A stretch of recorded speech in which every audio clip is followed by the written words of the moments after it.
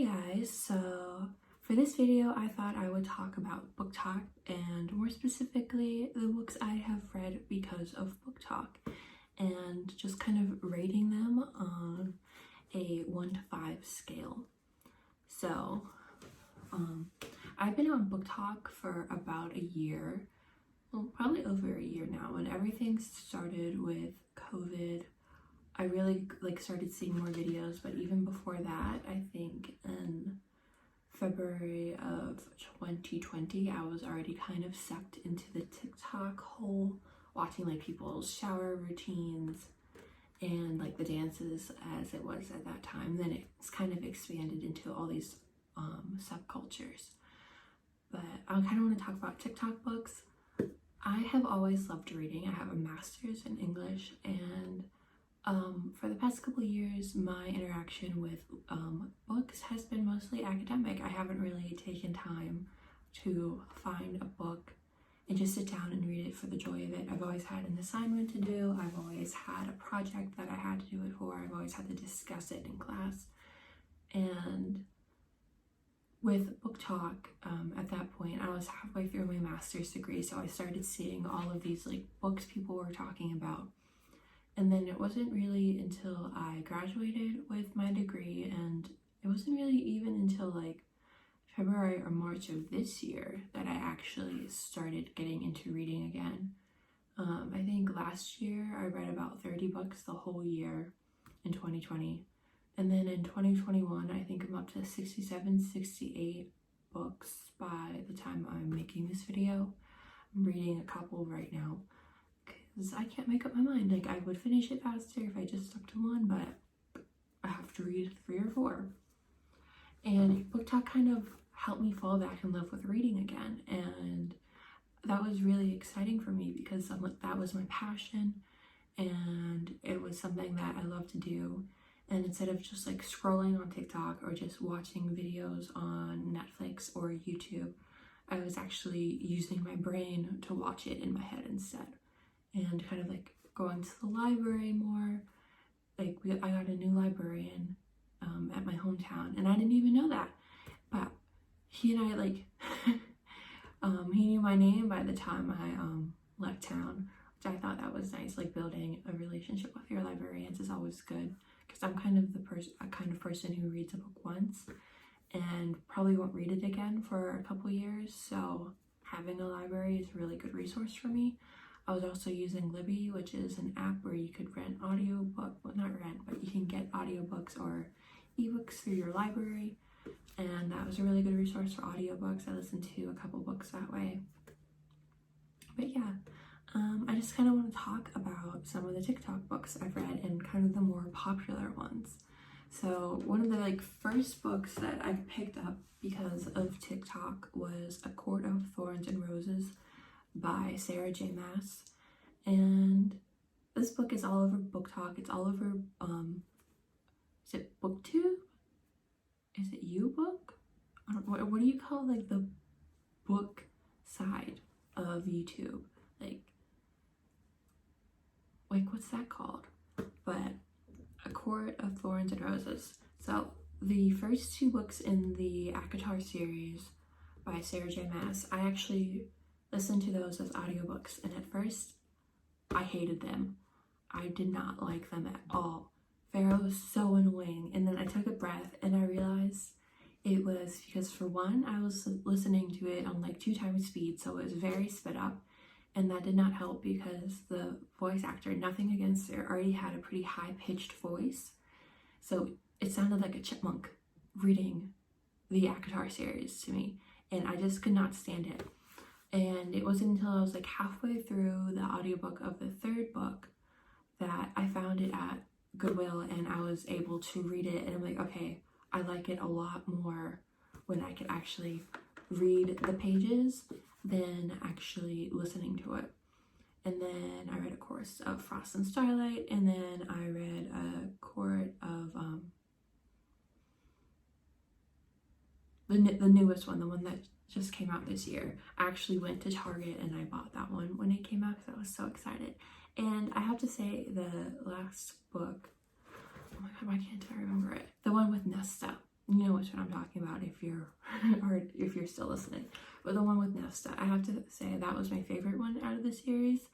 And I don't know if that's just because I relate to Nesta as a bitchy older sister or what, but I really liked her story, and I think I've talked about that book on this channel already, but I really enjoyed it. So I would rate that book 4 stars out of 5, and all the other ones in the series 2.5 out of 5. Nesta, I love Nesta and Cassian, so that's what that one gets. So it's around like a 3 out of 5 for that series for me. Would I read them again?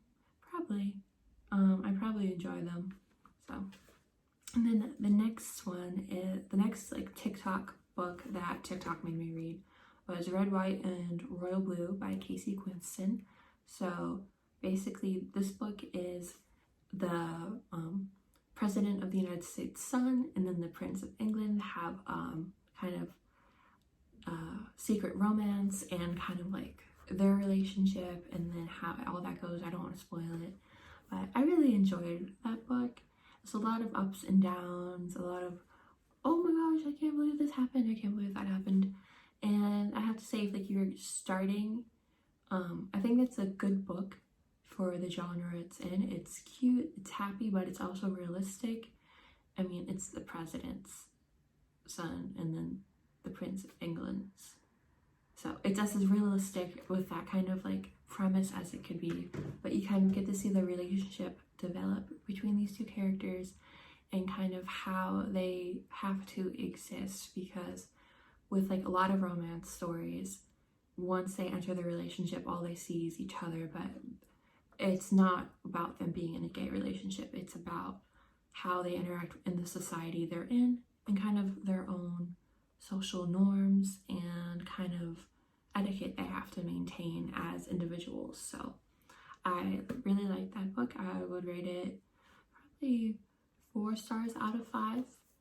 And the next book I want to talk about is The Cruel Prince by Holly Black and that kind of series. So I got this book. I had finished a book earlier that day, but then I picked up The Cruel Prince by Holly Black and I couldn't set it down. I'm not normally into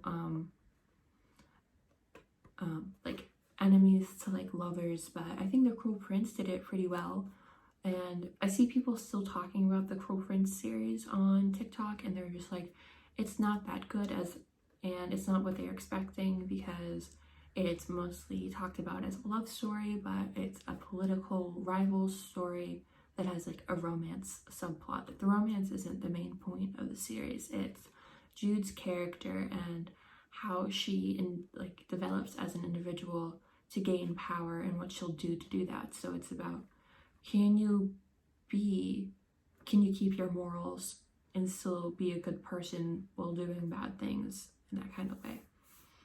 And then so I would rate that series 4.5 stars out of 5. I'm rating all of these pretty high. I think I pretty much picked books that I liked, which kind of negates what I'm about to talk about, which is Boyfriend Material by Hall.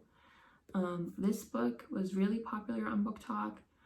I saw it on the same list as Red, White, and Royal Blue. It was a queer romance between 2 male characters, and I thought it was going to be, well, I don't know what I was exactly expecting from this book. I kind of went into it blind, and I think maybe it was probably at that point, the characters' ages were a good point. So I went into kind of reading it blind, so I didn't really know much about it besides that it was a gay romance. And I enjoyed the story. It was interesting to like see these 2 characters evolve, but I don't think it's a book I would read again, and I don't think it's a book I would recommend. If the characters the main character, you kind of got to see all of his nooks and crannies, and like you knew he isn't the best person, but he's not the worst person, and he has issues like us. And maybe that's why I didn't appreciate it as much, because when you go to read, you kind of want an escape and you don't want to relate to what you see. And kind of like his issues with relationships or something maybe I didn't want to hear at the time. But there's that. But the main character, he felt authentic. But then his love interest, when it came to him and how Hall developed this character, the love interest, he felt kind of flat. It felt kind of stereotypical. Like, he has image issues, and that's the bane of like everything, and his parents are too controlling. I felt like maybe that could have been kind of maybe earlier within the book, having that set up where you kind of see that perspective, because you don't really see it until the end, which I don't know if that counts as a spoiler. Probably does. Oops. You don't really see it until the end, and it kind of feels it's like unsettling, because like it's kind of balanced, but then it kind of tips, so it kind of like affects how you're viewing the character, but it doesn't add anything to how you view the character. So it doesn't really work out. And I think that was like one of my bigger problems with this story. Some of it dragged on, and some of it felt very rushed. And I felt like it could have been told a lot quicker. So I would probably give Boyfriend Material a 3.5, maybe a 3 out of 5. And I really wouldn't recommend it. So those are some books I read because of TikTok.